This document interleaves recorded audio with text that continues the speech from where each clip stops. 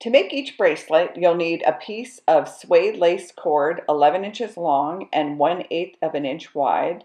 We've got enough colors here to make 6 bracelets, but you only need one piece to make one bracelet. You'll also need a curved tube bead. This is a silver curved tube bead, 22 millimeters long, and ours has a 5 millimeter hole so that the lace will fit through it. And then finally, you'll need a large hole bead. You'll need this bead to have a hole large enough that the lace cord can go through it 2 times, and ours is 6 millimeters. For tools, all you need are scissors. To make the bracelet, we've chosen a piece of lace cord that is this pretty green color, but like we said before, you need one piece of 11-inch sueded cord, 1/8 of an inch wide, and we're going to slide on the curved tube bead. And you want that to have a pretty big hole so that you can easily slide on the curved tube bead. I'm just pulling it to the center by matching up the ends.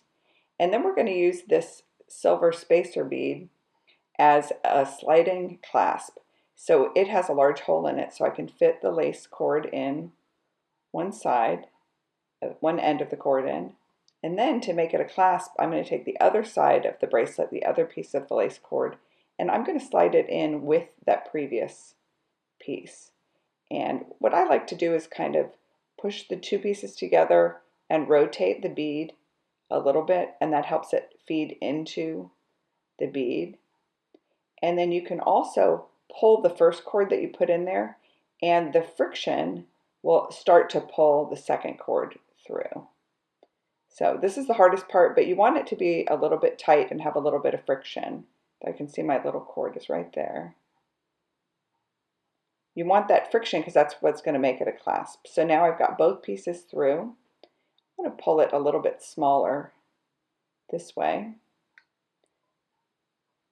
So that's how we're going to tighten it up. And then what you don't want to happen is when you go to put it on, you don't want to pull this cord all the way out. So to keep it from sliding out of the spacer bead here, we're going to tie a little knot on the end of each piece of leather cord. Just a simple once over knot like that. And I'm trying to tie it out here at the very end.